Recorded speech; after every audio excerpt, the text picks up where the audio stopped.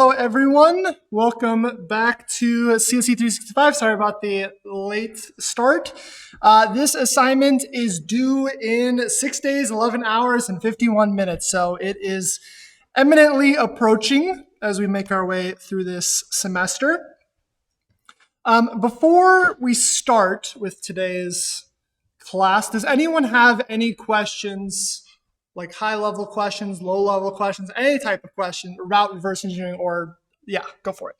I mean, one thing I'm kind of struggling with in the reverse engineering part is when you're making changes to either the buffer or the answer. Could you maybe go through like an example of how to kind of understand when you have like all those for loops and stuff like that when you change this? Could you go through like an example of this? So just like one of the levels. Yeah, I mean, I think the one I was like Yeah, let's do that. Let's see here. Yeah, let's go through level 4. I like that. We'll go through specifically 4.1 since that's the more difficult version of this all.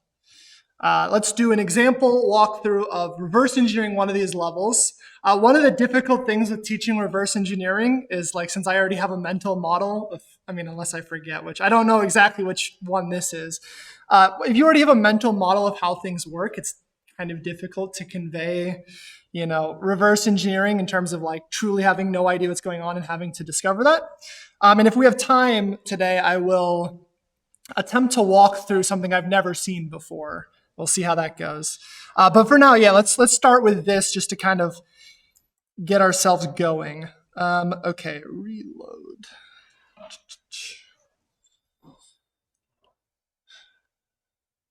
Okay, PS1 equals, that's clear. Make the font a little bit bigger. I don't remember what it's been for most of the semester. Maybe it's 32, I don't know. If that works. PS1 equals, that's cool. Okay, so the first thing, as always, I just run the program, see what the heck it does. Obviously, in these challenges, in especially the reverse engineering portion of them, the first, 9 of them, maybe 8 of them, I'm not sure, follow the exact same format, which is it says, hey, I am a program that consumes some sort of license key, right? You can imagine the scenario, the probably unethical scenario where some program is asking you for a license key, and I don't know, maybe we're back in the 90s or something, and someone emails, faxes you a license key after you send them $100 for their software, and then you can type that in, and now the program works. And of course, there's, maybe you've heard of the whole world of cracking programs. Well, this is where reverse engineering comes in. Can we just somehow bypass this license key checker? Or can I somehow, using the program, somehow there's a correct, valid version of a license key, and this program is checking it. Somehow, unless it's going out to the internet and starting to do, handshakes with some remote server, if it's all self-contained and there's no networking going on, somehow there's a correct solution, some sort of correct license key that works. And the logic for determining whether or not that license key is correct is entirely embedded within this program. So this is kind of the idea of cracking a program. Of course, in this case, we're doing this very ethically. We're doing this on programs where I'm telling you to do this to learn and understand, kind of as a fun, motivating example for reverse engineering. Okay, so it consumes some sort of license key, and it tells us very nicely, it's over standard in. Maybe we could have guessed that, considering it's sitting here blocking, right? We haven't gotten our shell prompts back, so that means this thing's still running. You must figure out by reverse engineering this program what that license key is. Providing the correct license key will net you the flag ready to receive your license key. So let's just try something, right? Nothing else to see what the heck happens after I just enter something. I'm going to guess that the license key is just all caps key. Well, no, we were not lucky. It says checking the received license key wrong, no flag for you. My default, next thing that I would try probably I know this isn't going to work because, again, I know what this program is. But the first thing I would try, just like maybe as a simple answer to solving this, is like if we run strings on this file, it's going to tell us all of the strings in here, right? This welcome stuff. We can see that argc there's some, I don't know, some string there.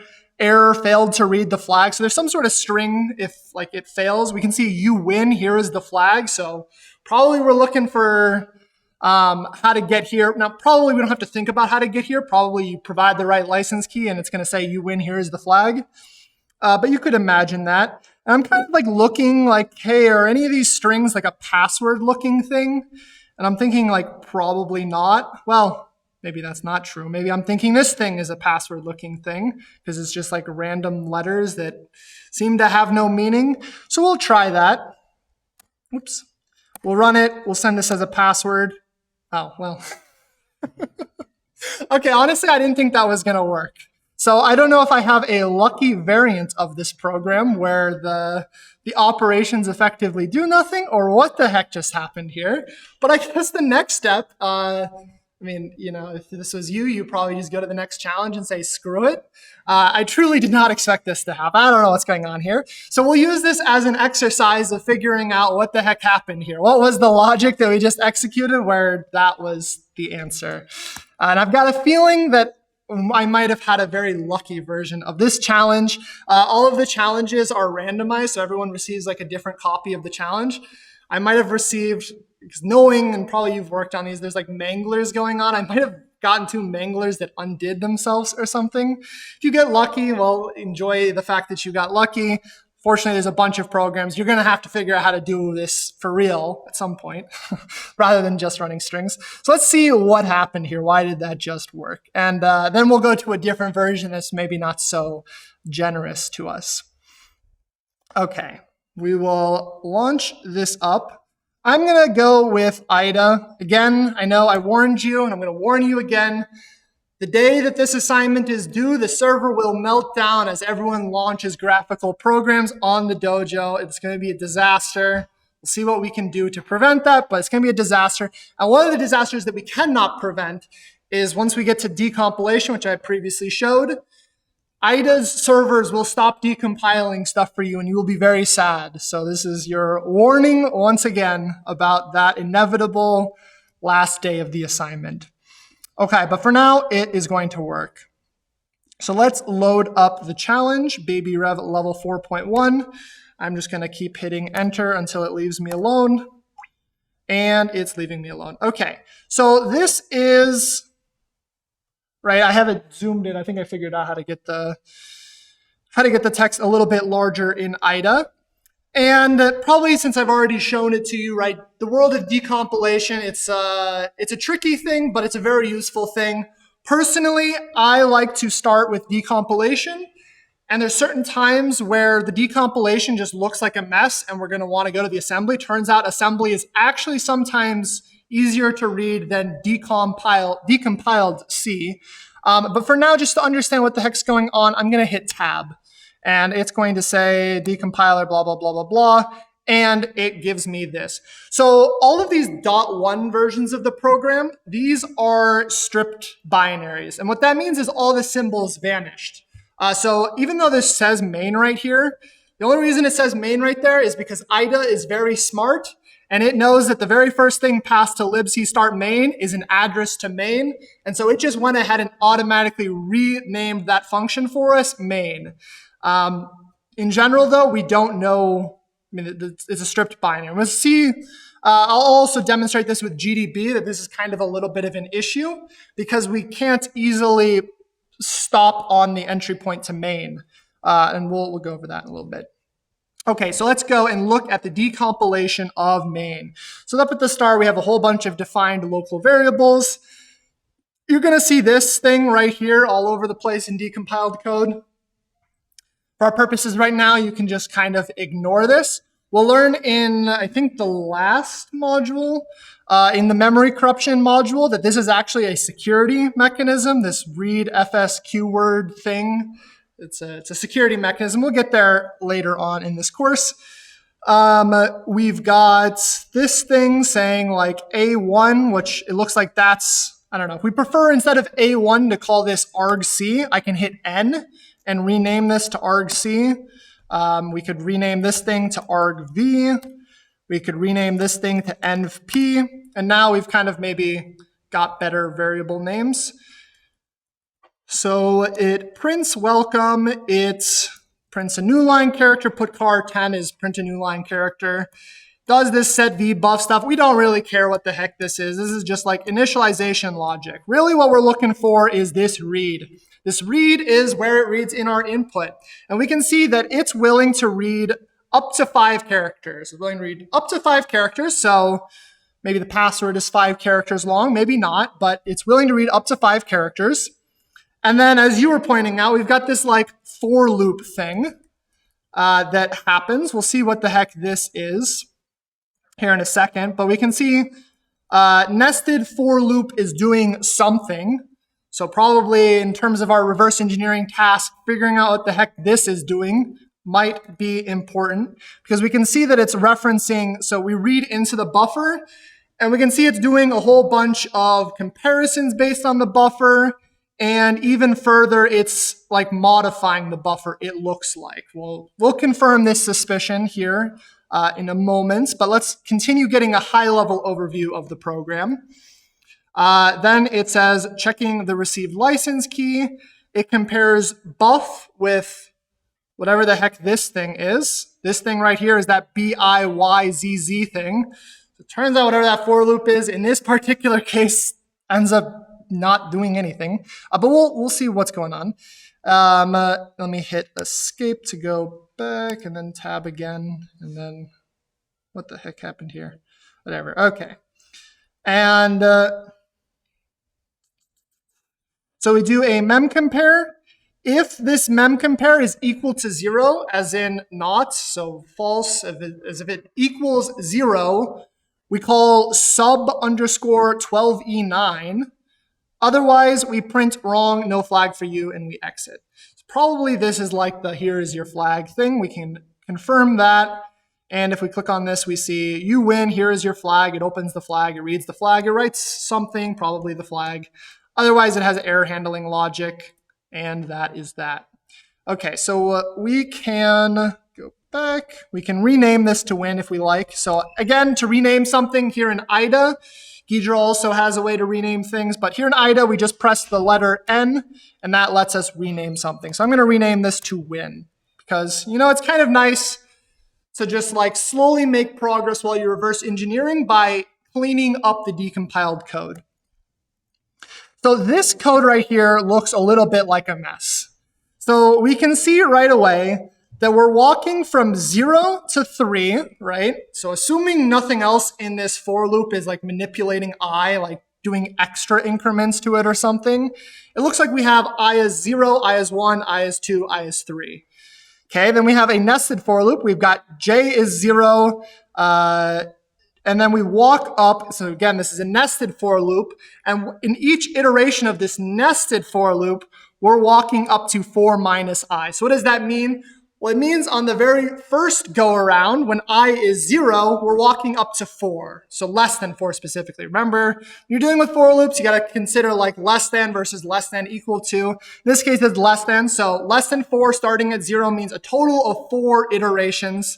And then on the next one, I is 1, so a total of 3 iterations. And then I is 2, so a total of 2 iterations. And then I is 3, so a total of 1 iteration, right? Each time we're walking through this for loop, the number of times we're walking through the nested for loop is different, right? So this, you could imagine the scenario where this is just always J is less than 4, but this is less than 4 minus I.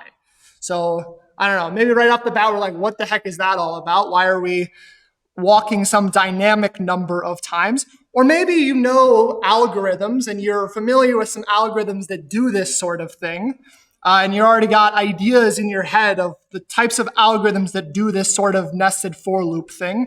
And you can use that to infer what's going on. But let's assume we don't know algorithms that do this weird nested for loop side of thing. And let's try and make sense of it.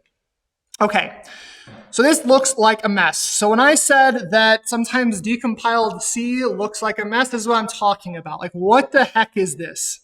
We've got address of buff plus j, cast it to a byte pointer, so kind of the same thing as a character pointer, and then dereference that thing. So it's like probably correct. I guess we don't know for sure that this is correct decompilation, but it's like awkward, right? Like it's like address plus j, cast that to this type of pointer, dereference it. Like, why are we doing this? And we're checking if that thing, so at plus j, if that thing is greater than address of buff plus j plus 1, so 1 past j, I guess, convert that into a byte pointer and then dereference it and grab that value.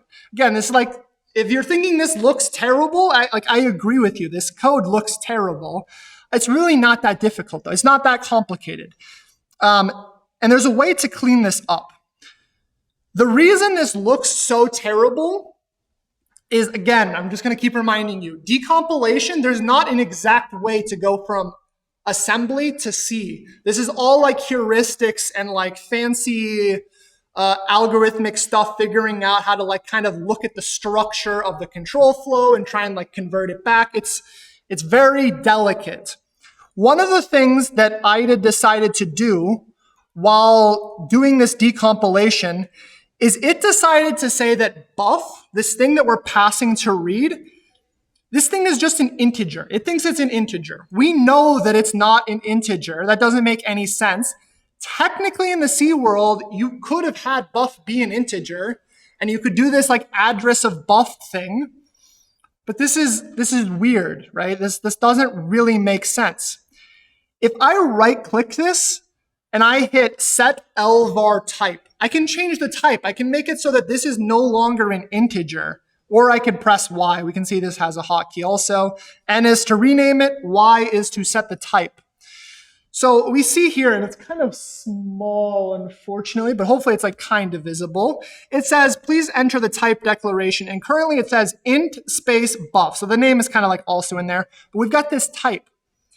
I know, because it's willing to read up to 5 characters, I know in my head, right, this thing isn't an integer. This is a char bracket 5 thing, right? This thing can take up to 5 bytes. It's a char bracket 5. That is the real type of this thing. I think that's correct C notation. We'll see here in a second if that, nope, that is not correct C notation. Set lvar type. I think it would be char space buff bracket 5. I think I'm mixing up like Java and C there. There we go. Okay, it's warning us, and this makes sense that it's warning us. It's warning us the new variable size is bigger than the old one. An int is 4 bytes. I'm saying this thing is 5 bytes, right? So 4 bytes versus 5 bytes, these are different memory allocations, not just different types, but different amounts of memory. So it's warning us about that.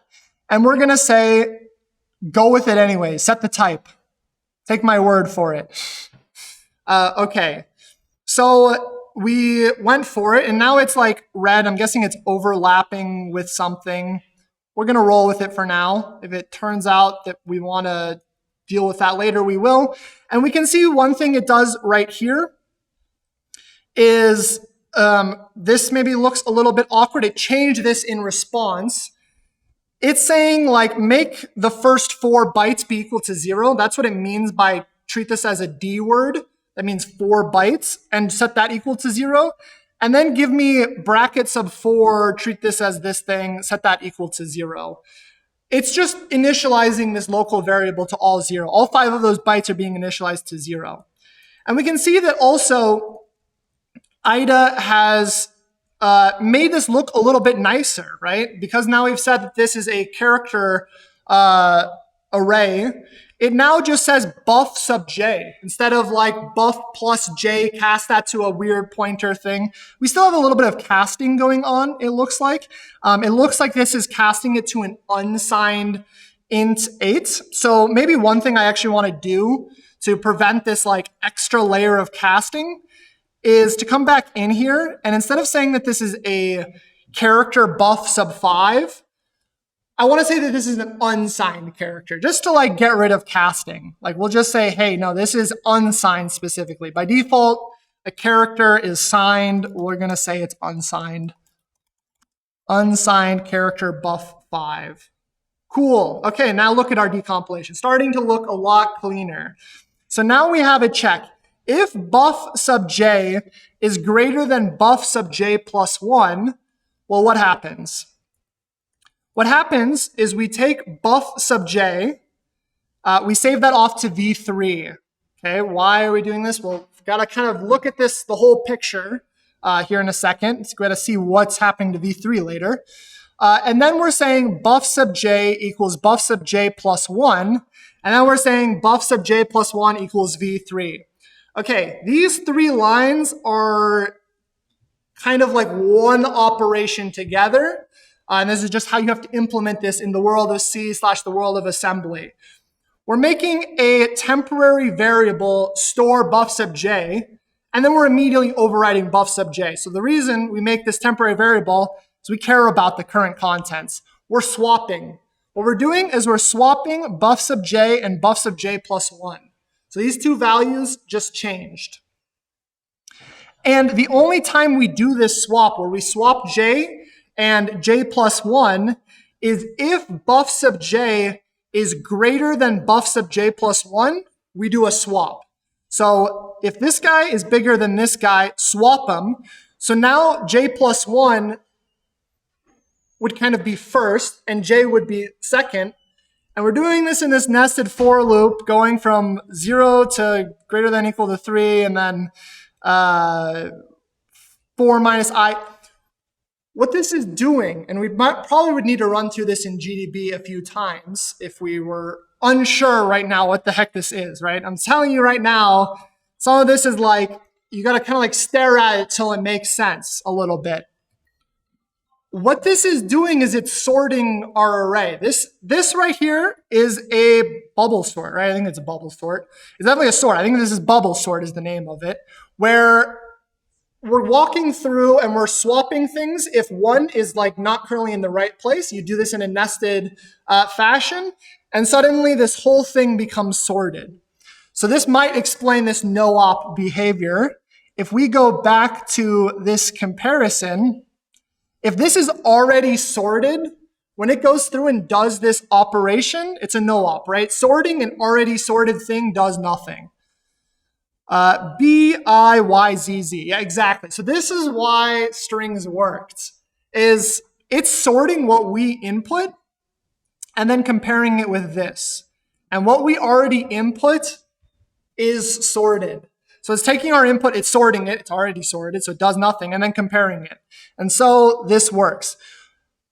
When I say that, that means there are other things that could also work. So for example, if I do I, B, Y, Z, Z, it's sorting our input and then comparing it with this. So if what I'm saying is true, it seems like there should be multiple solutions. Not just this, but I should be able to swap I and B. Let's try that to kind of confirm what's going on. So if I say I, B, Y, Z, Z, right, instead of B, I, Y, Z, Z, I'm saying this should also work.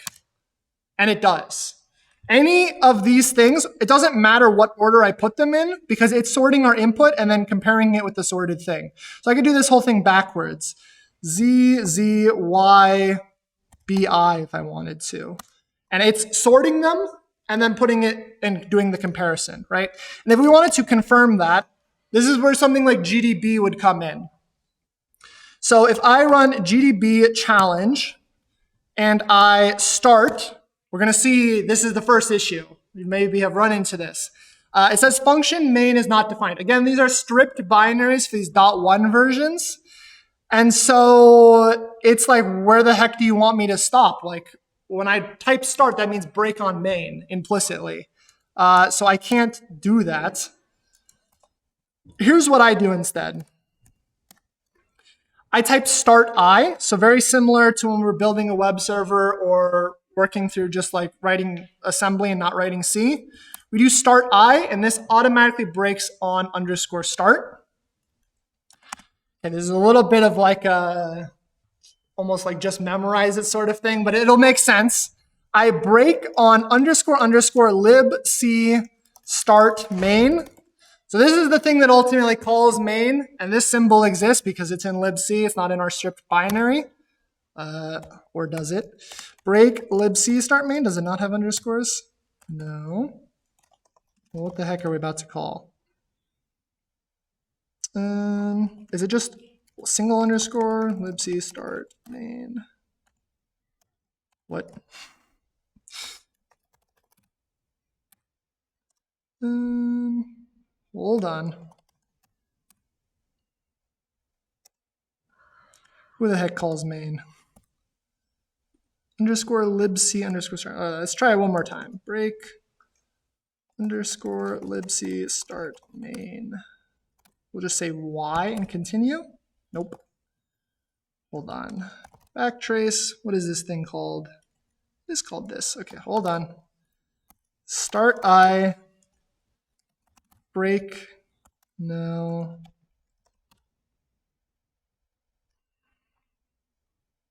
Okay, we'll take a different route. Instead of this, we will go to main. And if we look at the address of this thing,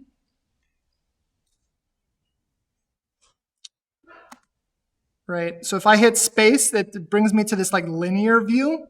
So this is the address of main, or this is the offset. It's at offset 1412.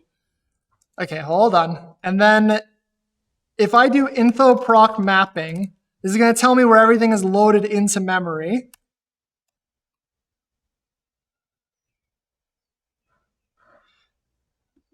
Okay, so this thing right here, this address is where this whole blob of ELF got loaded in.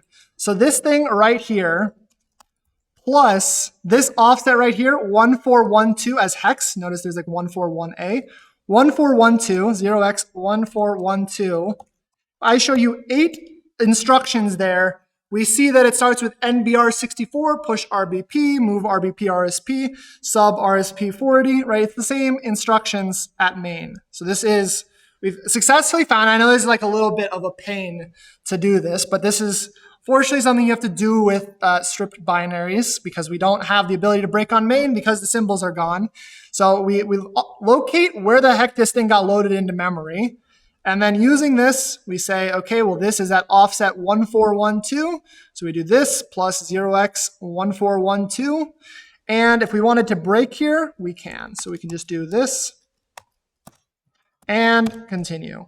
Okay, and now we're broken at main. So this is, again, it's a little bit of a pain. But if you want to use GDB, because GDB is very useful, this is how you can do it. You can break in this way.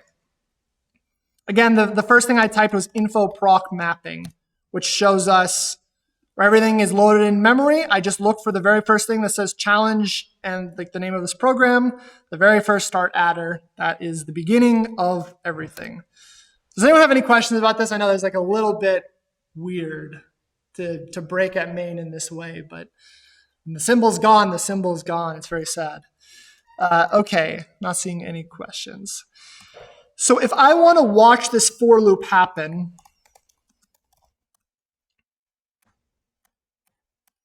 we need to figure out where the heck the for loop is happening. So if I come over here and I see this for loop is right here, and I hit tab again, this is right after our call to read, and this is where our for loop begins. Oh boy. It's very finicky, especially when it's zoomed in.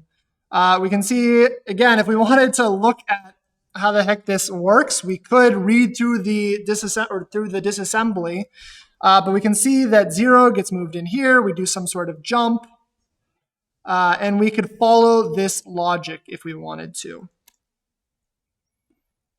So let's break just after this read. Where the heck is read?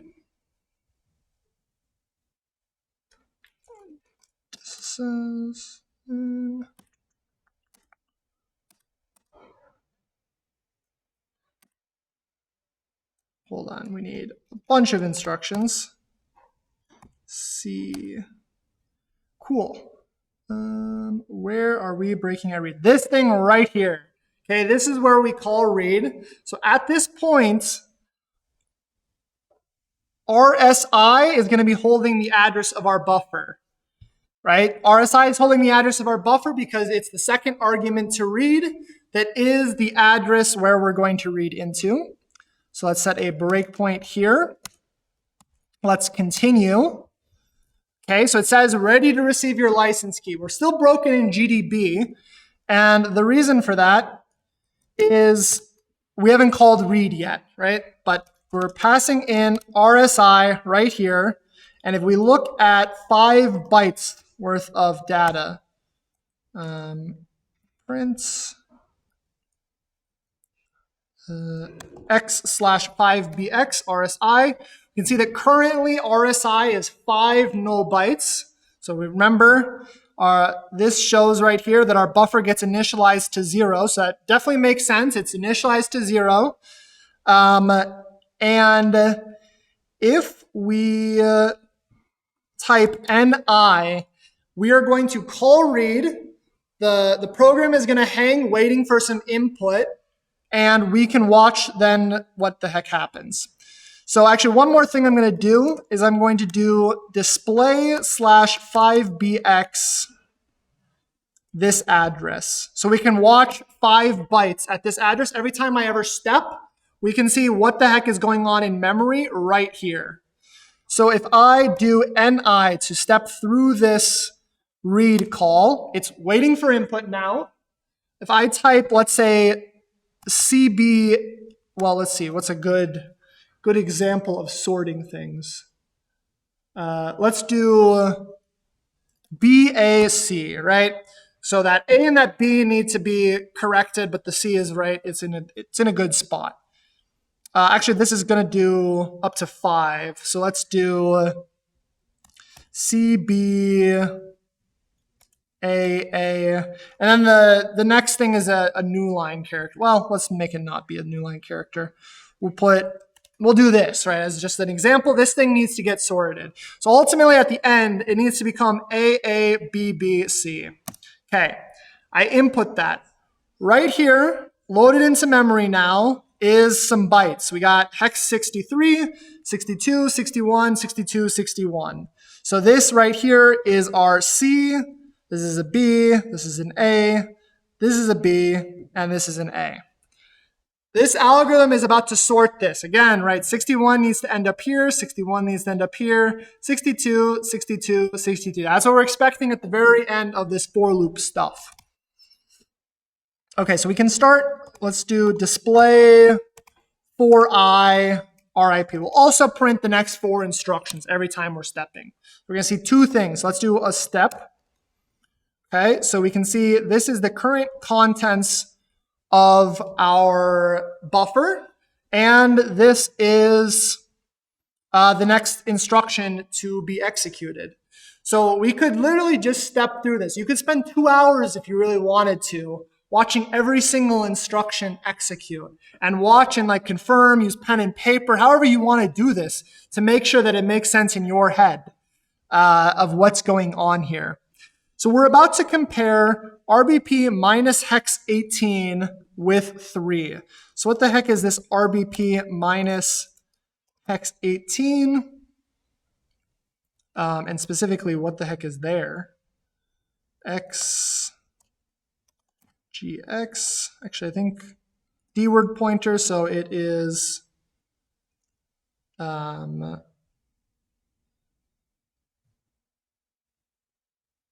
it's going to be 4 bytes worth of data. Okay, so that's currently 4 zeros. We're going to compare that with a 3. And again, I'm not going to go through this literally every single instruction, but we can start watching stuff happen. So if I step, we can see this happens. Do a jump, move EAX4. Okay, I'm just going to start rapidly stepping and just see until this changes. That's going to be my approach here real quick. Actually, instead of doing that, let's see where this inner loop is. So this right here, if I hit tab to get to the inside of this nested for loop, that says it's this instruction. So at offset 156C, let's set a breakpoint there. So break at offset 156C. Okay, and let's continue to there. All right, so we just set a breakpoint on the inner loop here on this V3 equals buff sub J. So what are we about to do? We're about to take this AL and put it here. I guess this is probably where the temporary variable is being stored. And then we're going to take this thing, and we're going to move that into EAX. We're about to execute some assembly instructions that line up with that. Let's confirm that something cool happens, that this 63, 62, 61, 62, 61, something should be about to change here. And something's going to change once we're writing to memory. So this is a location where we're writing to memory. Probably it's going to happen there. 6.3, I'm just like watching this very carefully. 6.3, 6.2, 6.1, 6.2, 6.1. 6.1, 6.2.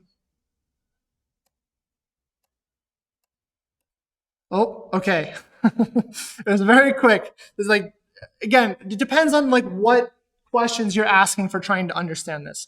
On one hand, you could just look at the decompilation, understand this statically. In some ways, this seems like a good thing that lends itself to statically because guess what? I agree. If you're thinking right now stepping to these instructions is like miserable, I don't disagree with you. Reading the pseudo C code, probably more familiar, probably better, but I'm just showing you real quick that we can take this approach.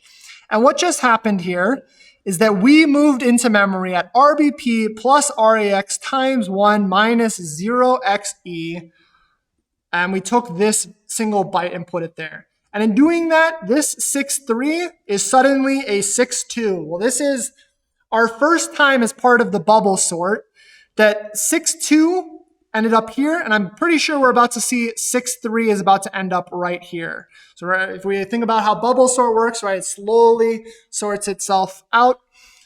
We should see now that 6.3, once we get to that portion of the code, is going to end up here. This is us swapping these bytes. And momentarily in the swap, right, it's like partway through this swapping operation. So that's why it's 6.2, 6.2. So let's step, step, step. I'm just stepping until I watch this 6.2 turn into a 6.3. And 6.3, right? So we kind of thought we understood what was happening with the bubble sort.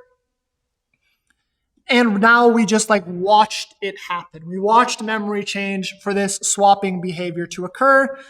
We would see this happen a whole bunch of times. If I continue to the next time that we're in here, we could watch another swap occur, right? So we're here and we're about to watch something else change. And I'm just like watching memory manually, waiting for a byte to change. Okay, something just changed. Again, here's 6.3. So now we're comparing this guy with this guy. We agree that 6.1 is less than 6.3, so these two have to swap. 6.1 ended up here now. We're going to watch 6.3 make its way there. And if you've never watched bubble sort happen, x86 instruction by x86 instruction, it might be an experience that's more enjoyable even than watching paint dry. We are watching this sort algorithm unfold. And I'm really not going to execute all of these operations, but hopefully, well, okay, here's what we'll do. We'll go to the end of the for loop, right? We'll go to this puts right here. Puts is at 15BE. At 15BE, that offset, we better have seen this whole thing sort itself out. 15BE. And we continue. I guess every time we continue now, since we're watching, we have a breakpoint still set up here. If we wanted to get rid of that nested for loop breakpoints, this looks like it's on breakpoint 3. I could type D space 3, and that would delete breakpoint 3. Or I guess we can continue and watch that every time we do this, something is moving, right? Every time I continue, we can see that our buffer is changing, and it's slowly sorting itself out. And eventually we got here, boom. It looks like we did hit breakpoint 4. I just wasn't paying attention.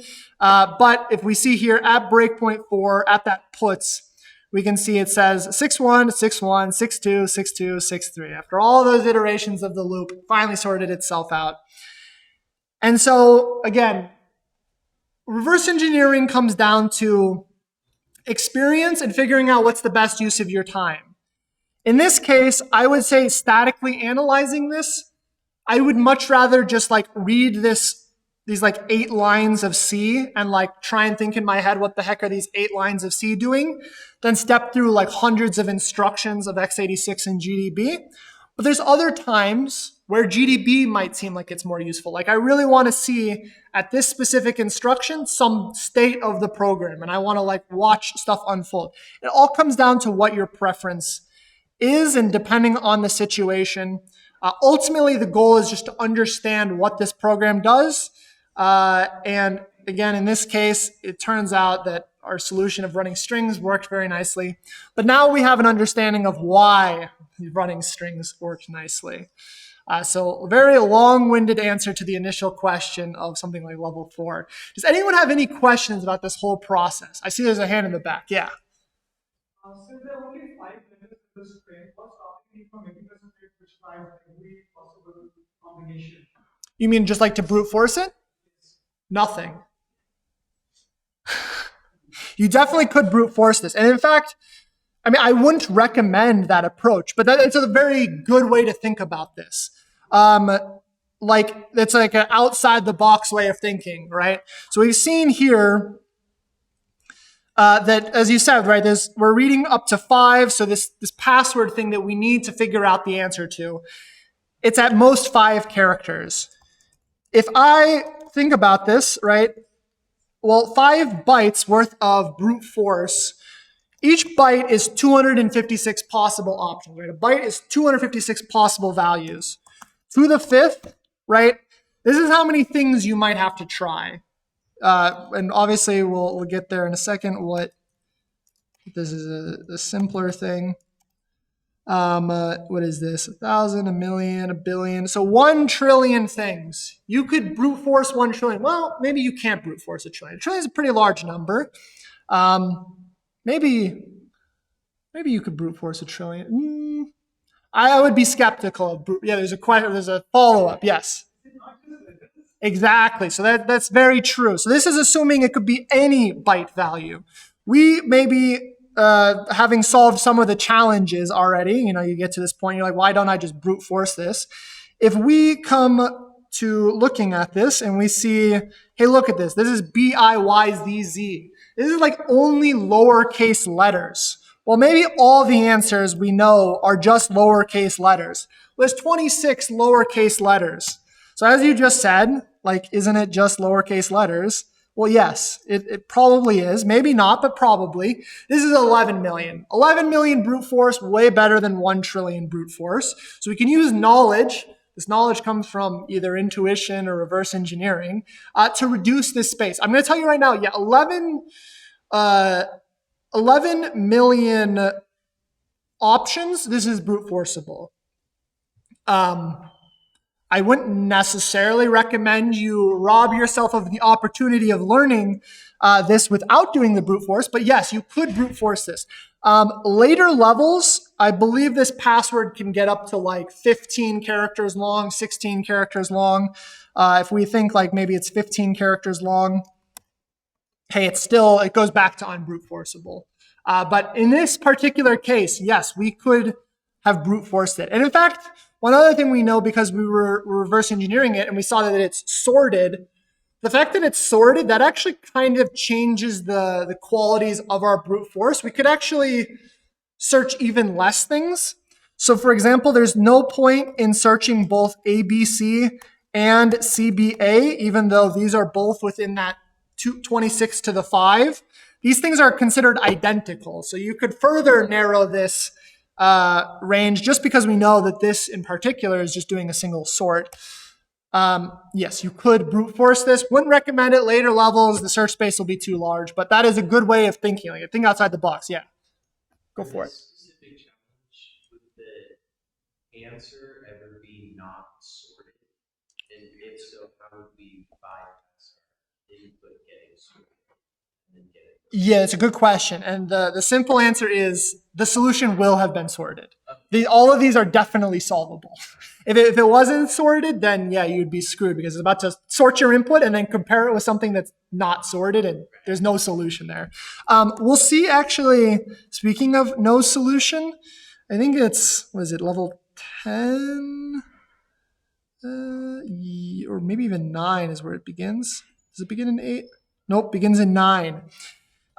So up through level 8, all of these things are doing like random, we call it like running manglers on your input to just like modify it in some way and then comparing it with something. So it's kind of like a more straightforward reverse engineering task in that you just have to like undo the manglers.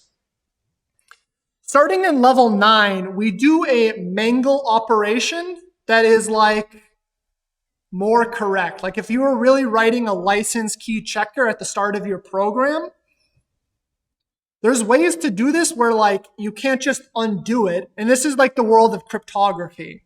So what level 9 does is the mangler we run is MD5. And maybe you're thinking to yourself, like, MD5 is this outdated thing. Like, what do you mean MD5? That's like old and dead or something.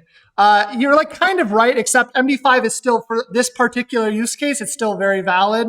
And if you don't know what MD5 is, that's fine. We're going to learn about stuff like MD5 in a later module, or we have a whole cryptography module. But whereas the previous operation we saw was a sort, and I think you'll see others that are like XOR, and some of them just do swaps. Like we just do a whole bunch of random things. MD5 is like a really good mangler in that like it's really hard given you take this like piece of text and you like throw it in a blender and like whatever comes out, like it's really hard to take a smoothie and turn it back into the fruit. In that same way, and we'll get to this more in cryptography, this is like unsolvable, basically. For all intents and purposes, it's unsolvable. However, in the world of like software cracking and like, you know, that whole idea, something to think about is you can modify the program up to a certain extent. In our particular world where you have like this program running as root, you technically can't modify it because you don't have permission to modify that file, and so it can't access the flag. But in the general case where you're just like running software and the software has like all of the functionality in there, the very first thing you do is like do a key check. You can just like patch that out. And starting in level 9, you just like patch out the checker. So it says like, hey, give me your license key. And I just like modify that and just like jump past it, or however you want to do it. You got to be a little bit creative. In level 9, you get 5 bytes to change. We just like kind of arbitrarily made it like do a 5-byte patch. Level 10, you get 1 byte to patch. So turns out you can do it in just 1 byte being changed. You just rewrite the program and say no more license check. Let's just go to what we want to do, which is, you know, give me the flag, or well, I mean, hopefully your mind can see where else this could go. But in this case, give me the flag. So that is pretty cool. Any more questions about this whole reverse engineering? I see a hand in the back. Yeah, go for it.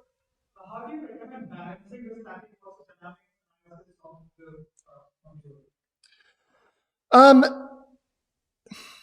I think I don't really have a good answer other than it being like experience/preference. So just like try one. And if you get really frustrated with one approach, like if you're running this through and you're like, we open it in IDA, for example, and I'm like, what the heck is this doing? I don't understand like these nested for loops and what's going on.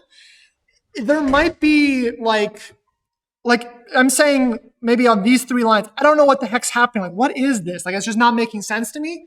Switch over into GDB, set up some breakpoints, watch memory change, and maybe it'll start making more sense. Really, for now, just try an approach, and if you get bored of that approach, try the other approach. Other than that, it's just really getting more experience where figuring out what you like more versus what circumstances call for what. Then I saw another hand. Yeah.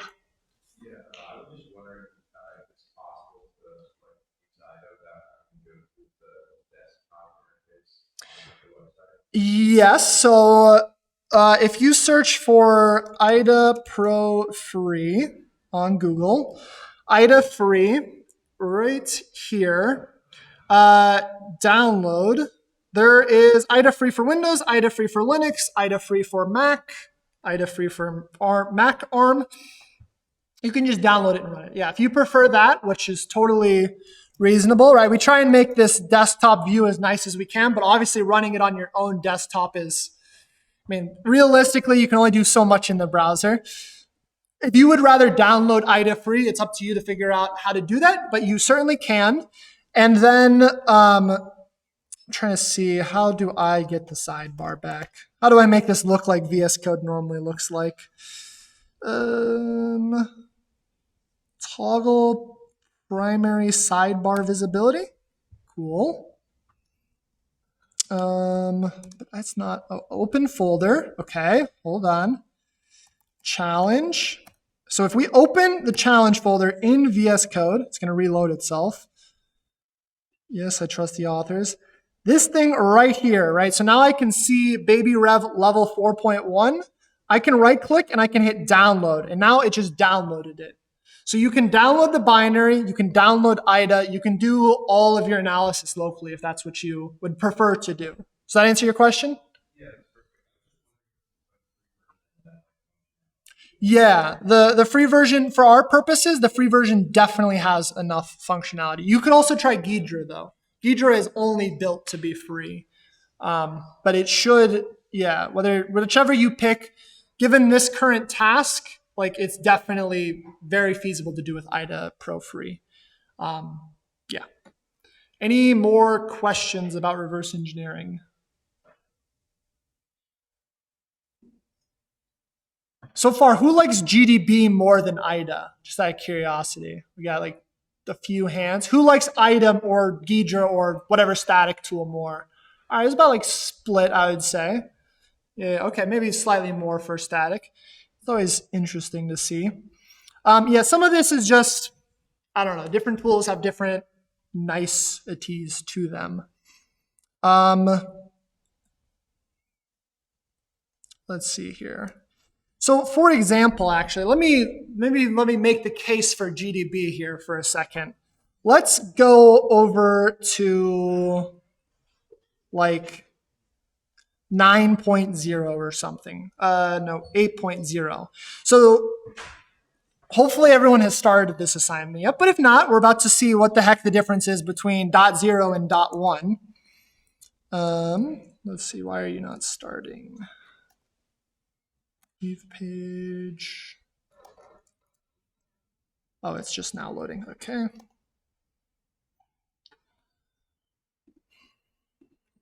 New terminal. Get rid of that thing, clear. PS1 equals that. Okay. Challenge. This is one of the later levels. And we're going to see that with the .0 version, if you haven't witnessed this yet, the .0 version shows you like intermediate steps of mangling. So in this case, we can see that this the length of our key is much longer. So this means, tell you right now, you're not going to brute force this, even though it's just lowercase letters. And we can see that, for example, in this case, everyone has a different version of this. In this case, we've got the reverse mangler, so it reversed this, and we can see this very nicely. And then we can see it does the sort mangler, which didn't really matter in our case because I had something that was already sorted once it was reversed. And then this does the XOR mangler with this key, so it like XOR'd all these bytes. And then it XOR'd again with this, and so it XOR'd again, and then it swapped indexes 21 and 29. I don't know, it's too hard to look at this thing and see 21 and 29. Another swap, another reverse, and here's the final result. And then it says expected result this, and we can see very clearly that this is not equal to this, and so it says wrong. So the .0 version gives you way more output. It tells you like what's going on and is going to make it, I mean, a lot easier to see like what's going on. Okay, if we switch over to the .1 version, So 8.1.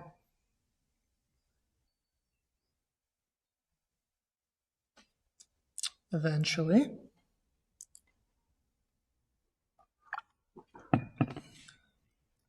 And we'll refresh this.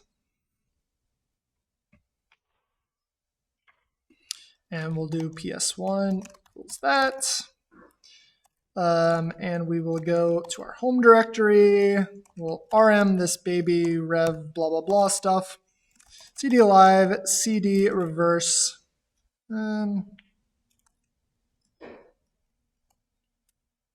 Make dir temp, cd temp. And we run this program. We see if I type in ABC again, right? Just like before, the very first example of this is not telling us all this helpful output. What's going on under the hood is very similar to what we saw with all those. It's showing us the results of all those manglers. It's just not telling us that it's doing that, because guess what? A normal program, especially a normal license key checker, isn't like helping you debug itself. But with GDB, I can reintroduce that helpful output text using GDB scripting. So let's attempt to do that real quick, or at least do a little bit of that to get you started. So I open IDA free, press enter, press new, press this, keep hitting enter until it leaves me alone. Press tab to decompile, go to main, go to here.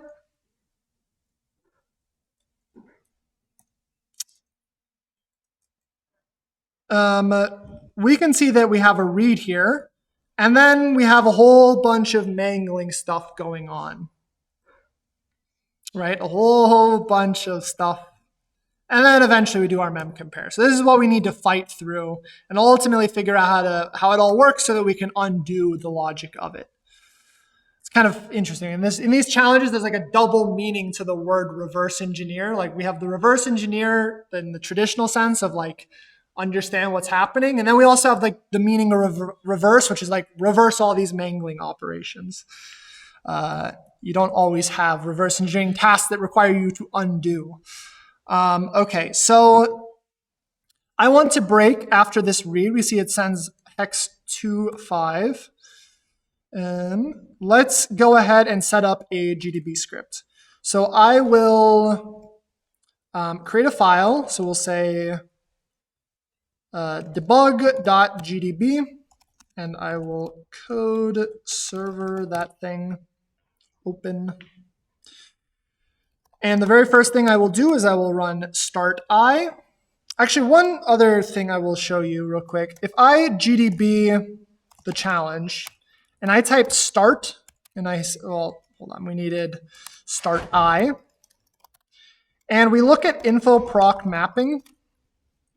See how this is like this address right here? I'll even copy it just to make it real clear. And we're going to run it again. Just show very quickly. Info proc mapping. This thing is randomizing where it's being loaded into memory, right? These two things are not the same. This has to do with how these challenges are built. We can make it so it doesn't randomize it very easily. And it's a little bit maybe lame how you do it. But if you copy the challenge program into /temp, let's say, so now I have temp baby rev level 8.1. I run GDB on this thing, and I type start I, and I do info proc mapping. This thing now is right here with like a lot more fives. If I run it again,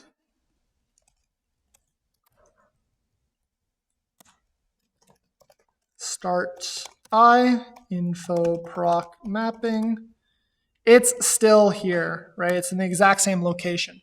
So one other way to like deal with these stripped binaries in GDB is to just like copy the program into the temp directory and then analyze that thing. Once you finally find the solution, it'll say like, you win, here you go, here's the flag. And then it'll say like, I don't have permission to read the flag. Just rerun your input back on the /challenge version of it.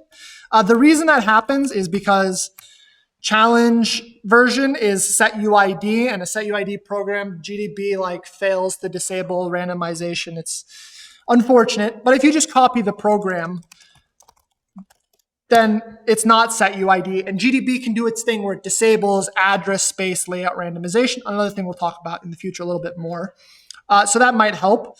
And then what I can do is I know that this is the base, so I can do something like break here, and if I want to break right at this read, let's say, so we'll break here. Let's go right past the read even. So at plus 1555. So 0x1555. Oops. And now if I run this, so if I do gdb-q-x debug.gdb/temp/baby rev level 8.1, we can see that we've set up a small little GDB script that just sets up a breakpoint right after this read. Well, I guess first we're in start. If we continue though, now it takes a key, so let's say test, and then it hits our breakpoint that we just set right here. So just past the read. So what I could do at this point is I could save RSP. So I can do set buffer equals RSP. I believe this is the right syntax. Let's quickly run this. We'll slowly build it up as we go. Test. Okay. And then if I x/30bx buffer right here, we are going to see 30 bytes of the buffer, right? What did I do? Buffer. Oh, I said RSP. It's not loaded into RSP. It's loaded into RSI. Right? It's loaded into the second argument. Because right here, we are breaking. Well, okay, hold on. So we start the program. We break. The next thing we want to do is we want to continue. So we're currently broken at _start. We continue. Then we hit the breakpoint. So we set buffer equals RSI. And then we print 30 bytes of the buffer. Okay, let's do that real quick. ABC. And now we can see here, this is our A, this is our B, this is our C, this is our new line character. And I can just start slowly building this up. So, and specifically, if I want to, let's say, look right here, I want to understand right before this for loop executes, what is the current state of my buffer? Because remember, we're like mangling our buffer. So if I go and I hit tab on this, I want to break at 1571. So if I break at 1571, and then I type commands, and then end, and in here I type what do I want to happen whenever I hit this breakpoint. What I want to happen is I want to print the buffer, and then I want to continue. So every time I hit this location, as we decided to set a breakpoint here based on looking at it in IDA, I want to print the buffer. So let's do that. And actually, I'm going to set this up like right at the start, because this is just like, basically anytime I hit here, do this logic. Cool. And let's run this. We type ABC. We currently are right after the read. If I continue, I can see that at this location, this is now the state of my buffer, and I can just start slowly adding analysis. It looks like one other thing I wanted to do is I wanted to continue right away, because I'm noticing every time I'm running this, I'm typing continue right away. And so if I type ABC, right, we can start printing out more and more stuff. I can start building up this script. And maybe right now this is very abstract, right? I'm like, what the heck am I doing? It depends as part of my analysis, like what am I trying to understand? If I want to understand what the current buffer is right here, this is how I can do that. I can set up a breakpoint and print the current state of the buffer right here. And in doing this, we can build our way back to the .0 version of this challenge. Technically, we wouldn't be able to say like, oh, now we're reversing, now we're swapping, now we're XORing. Though we could add like print statements. I could say like, now I am about to for loop or something. or I guess it would be after we print the buffer, but you could add this right here if you wanted to. And you could start building up this GDB script to, let me type ABC, to start giving us information, right, as we go along. I guess like, one other thing, this like annoying, like press C to continue without paging. There is a set paging false, set pagination off. I think that's it. We can put this also at the start of our script to get rid of that annoying message. Then if we run this again, ABC, yeah, we see now it prints this. And I can just start adding breakpoints, making it print the state of the program at those breakpoints, and have this assist me in you can kind of statically analyze something and dynamically analyze something at the same time. I can be like looking at this, being like, well, if I put ABC, what the heck is the current state of the program here? And I can print out the buffer, etc. Hopefully that kind of makes sense that this is why those first 8 levels start teaching about GDB. Like GDB can be useful even if you prefer IDA, because you can start doing this sort of thing. Okay, any questions about this or anything related? I see there's a question in the back. Yeah. We can't assume that addresses will remain the same. We have to check for the binary, copy it into that. Sorry, what was that? So we can't assume that the addresses will remain the same on that side. So we have to check for each binary once it's copied. If we copy the program into temp and then we just run against the temp version, the addresses now will be disabled. So notice that I'm specifically running against temp baby rev level 8.1. I copied it into the temp directory. So for each level, the address will remain the same? Well, no, I mean, you're gonna have to reopen it in IDA each time. You're gonna have to figure out what address you want to break at, yeah. And then there was a question up front also. It's kind of a side question. Yeah. Mm-hmm. Is that something that we can do too? Because I've been trying to get SSH into the server. Uh-huh. I can never do it.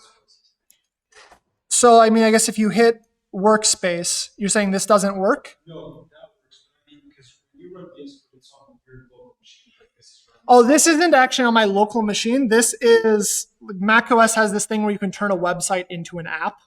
So I'm just turning this specific page into an app. Unfortunately, we currently don't support, using your local VS Code. Yeah. Any final questions? Otherwise, we're going to wrap up. Looks like we're out of time. Cool. All right. Thank you all for attending. As always, if you have questions, go to recitation, ask on the Discord.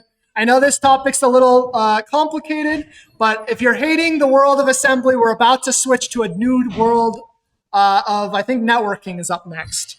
So good luck and goodbye.